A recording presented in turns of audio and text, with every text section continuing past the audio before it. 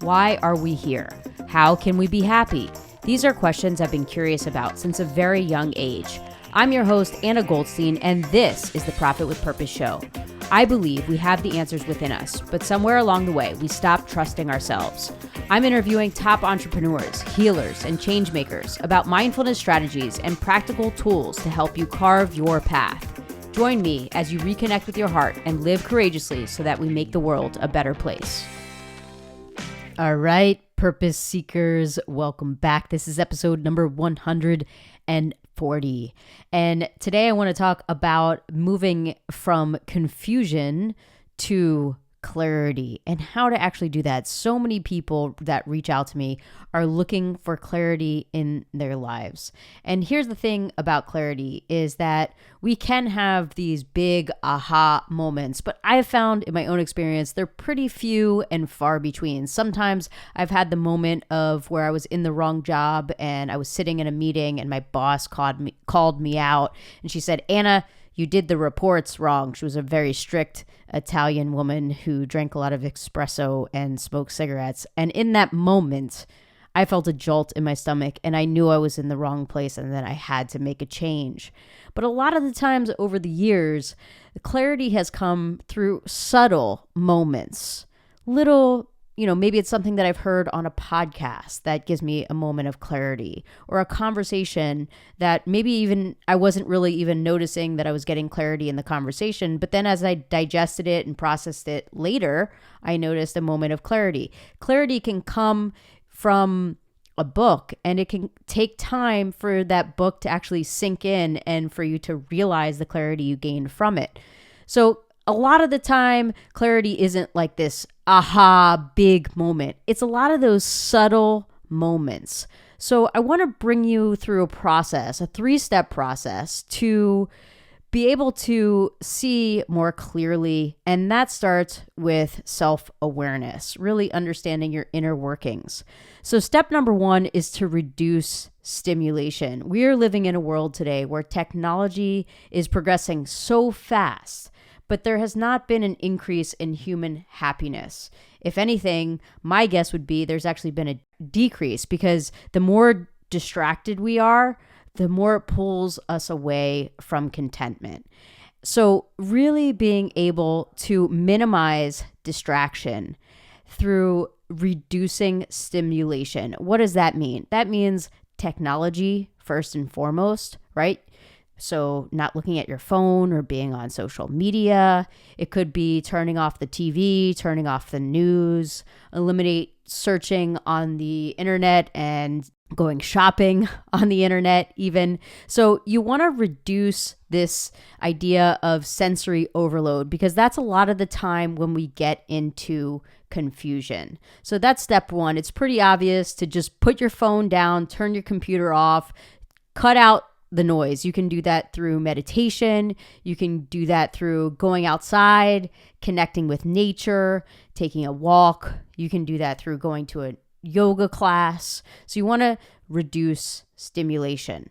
The second is, now that you've reduced this stimulation, you want to start to pay attention to your energy. When does your energy go up and when does it dip down? So what does that mean? That means that you could be having a conversation with somebody and you leave that conversation, you walk away and you notice that your energy has gone down a little bit. There was something negative in that conversation and you just notice, what was it about that conversation that had your energy dip? And on the flip side, it can be, notice when your energy increases. What are you talking about when your energy goes up? Who are you with? Who are you surrounded by when your energy goes up?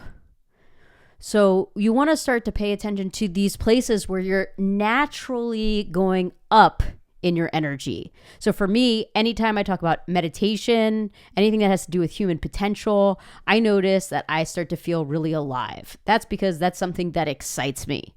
Now, if you start to talk to me about politics, unfortunately, my energy will start to dip. But that's not true for everyone. So the idea is not to judge yourself about when your energy goes up or down, but it's just simply to notice. And when I say notice, I want you to actually take the next step to write it down. Write down the moments in your life where your energy goes up and when it comes down. You can make a list and you put a line straight down, vertical on the paper, and on one side when your energy goes up and the other side when your energy goes down, because that is going to prepare you for step number 3, which becomes the actual integration of action. So clarity also comes from taking action. So it's great to have these awarenesses, but also through action, you're going to gain even more clarity. There's a story of Mel Robbins where she talks about how she's a motivational speaker, but she was talking about how she had this idea that she wanted to own a bakery. And then she actually took the action and got a job in a bakery. And she realized that she didn't actually want to have a bakery. She just wanted to go get her coffee there because she realized that being in the bakery was actually quite boring to her. So you want to go experience this. You want to experience when you are engaged in activities that you have written down already that excite you. Use that as a map. Go do something that is exciting to you consciously and creatively. So that could be meeting someone for coffee, and it could be someone in a field that you're interested in. Reach out to somebody and meet them for coffee. Writing an article. Maybe, you get really excited about a certain topic. It could be writing an article about that. I have a client who is excited about politics, and she's writing an article about her political views. So integrate those moments that excite you into action and see how you can let go of the things that make your energy dip. Integrate it, bring it into action. So this is all about conscious creation rather just than going by, default. This is about conscious creation. So just to reiterate, the 3 steps to clarity are: 1, reduce stimulation; 2, pay attention to your natural energetic map, that when does your energy go up and when does it go down; and 3, start to integrate those moments of excitement into real tangible actions in your life.